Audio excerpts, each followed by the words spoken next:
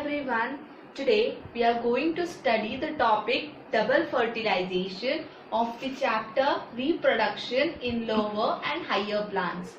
So in this process we will come to know that I think you remember we have got two male gametes. In the development of male gametophyte we have studied this. We have got two male gametes, and when we have studied the development of female gametophyte, in that we have only got one egg cell. So we have two male gametes, one egg cell, so that one male gamete obviously will fertilize with the egg cell, we will get a zygote over there, and but other male gamete also fertilizes with the secondary nucleus, or you can say the polar nuclei. So that whole process, how this process takes place, we are going to see over here. So the first question arises that what is meant by fertilization? I think you all know about it. What is meant by fertilization? So fertilization is a process of fusion of gametes. It is the process of fusion of male gamete with the female gamete to form a diploid zygote. That is, it is only known as the fertilization. Now this is very clear to you all, I think so. That is, nothing is that, only one, that is male gamete. Haploid male gamete fertilizes with the haploid female gamete to form a diploid zygote, and that is nothing but the fertilization. Next, we are going to see about the definition of double fertilization. Double fertilization, just see over here, it is nothing but the fusion of one male gamete with egg cell and that of another male gamete with the secondary nucleus is called as double fertilization. The male gamete which will be going from here will fertilize one with this egg cell and one with this polar nuclei, so that we will get something. We will get that, we will reveal it afterwards. Okay, so these things, I think the definition is very clear to all of you now. So how this process takes place? So in all the angiosperms, mostly this is a double fertilization. This process only takes place, and this technique was discovered by S.G. Navaschin in Lilium and Fliteraria species. It also occurred. Means how this process takes place, just now we are going to see. Just I have written it in a very simple manner in front of you, that after pollination, pollination means the transfer of pollen grains from anther to the stigma. Once this pollen grain has stick over the stigma, what happens over there? They start to germinate and the formation of pollen tube takes place over there.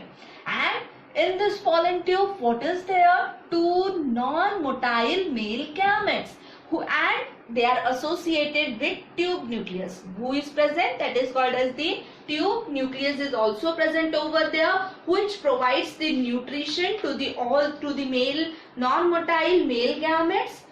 So the growth of this pollen grain mostly takes place at the tip, because at this tip only excess amount of cytoplasm is being concentrated, and which helps in the growth of the pollen tube. So after that we are going to see that this pollen tube enters through the micropyle. I think you all remember about this thing which we have studied in the last lecture, that is the anatropous ovule. In the anatropous ovule, I think every one of you know that this opening is called as micropyle, this is called as chalaza, and this one is called as the integuments.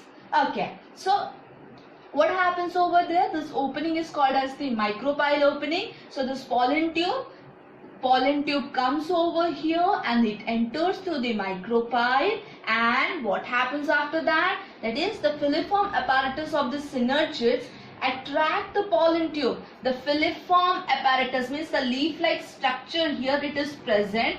What they do? They attract the pollen tube towards themselves, and what happens? This pollen tube goes inside that, and after that they absorb the water from one synergids and burst open to release the male gametes, what happens? When they come over here, filiform apparatus surely attracts them. Okay, that is just below the, what you can say, that is synergis. And so what happens there? That synergis contains a large amount of water within them. So when the pollen tube absorbs that water, and due to the excess water in that, what happened? They burst open over there. After that, the pollen tube has burst out, the male gametes are released. Until that time, the tube nucleus gets degenerated. Okay, so the work of tube nucleus was only to bring the pollen grain, that is the male gamete, from here, that is from the stigma, then towards the style and towards the ovary. So this whole passage, it helps, the tube nucleus helps, and after coming over here, it gets degenerated. So that only it has been said, the tube nucleus gets degenerated. One of the male gamete fertilizes with this egg cell. Sorry, my marker is not working.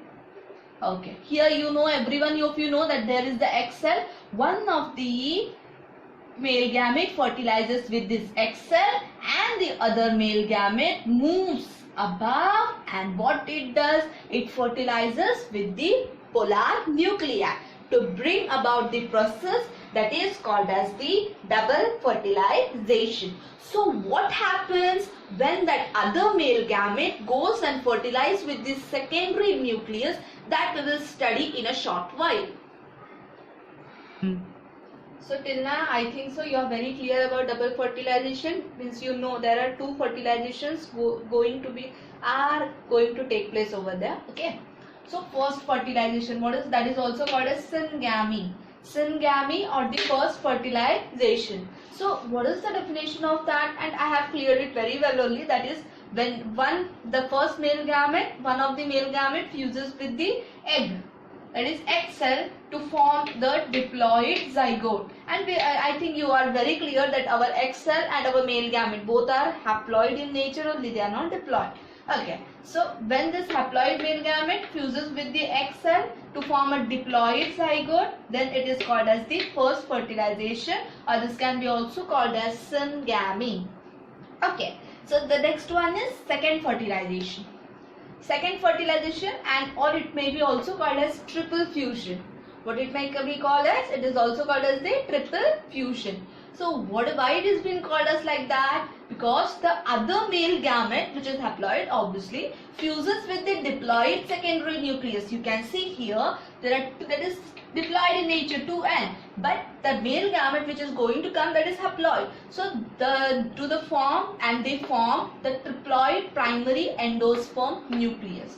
So that is also being called as PEN. What is it being called as? It is also called as PEN.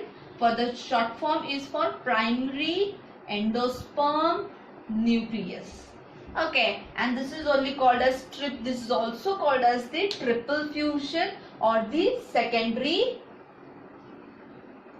it is called as the triple fusion or the second fertilization. Okay, so now we will see the significance of the double fertilization. So before that, we have to see a definition of spinogamy. What is spinogamy, or you can also call it as the sypnogamy? Okay, the fertilization process in which non-motile gametes, male gametes, are transported up to the female gamete through a pollen tube. So this is only called as sypnogamy. Okay, so what is sypnogamy? And that is the fertilization process in which the male gamete, non-motile male gamete, okay, non-motile gamete, male gamete is being carried to the female gamete through the help of the pollen tube. So what you will call it as sypnogamy or sypnogamy. So what is the significance of the double fertilization? In this double fertilization, the involvement or the usage of both the male gamete takes place over there. Okay, so and due to this, the chances of polyembryony is being avoided, and the chances of survival of the future plant increases very well. It consists of two fusion, that is the formation of two products. Two fusion, that is two fertilization, means obviously you are going to get the two products over there. That is, in the first cycle, what happens? You get the diploid zygote. Okay, that will be only taking the phase of the seed in the next processes which we will be seeing. That is, and which will develop into a new plant later on. The secondary fertilization, that is the triploid pen, primary endosperm nucleus. This primary endosperm nucleus, what happens over there? They gives the better nutrition to the developing embryo. So whatever the nutrition is being required to the zygote, that is the diploid zygote, that will be provided by the triploid endosperm, that is pen. Okay, so that means so that the seeds can be more viable, that they can be more powerful and they can grow at a proper condition. So the nutrition and all the other things that are all being managed by the triploid endosperm. Okay, so in the gymnosperm, what happens over there? The multicellular haploid female gametophyte nourishes the developing embryo and it is called as the endosperm over there. So seeds are produced, but there is no double fertilization. In angiosperms only you see the double fertilization, but in gymnosperms, that is non-flowering plant, you don't see the double fertilization. Okay, so this is the one of the great characteristic feature of the angiosperm. So till today we have studied about the double fertilization. In the next we will be seeing about the post fertilization and the development of endosperm. Okay, so revise this very well and make your concepts clear. Bye. Thank you.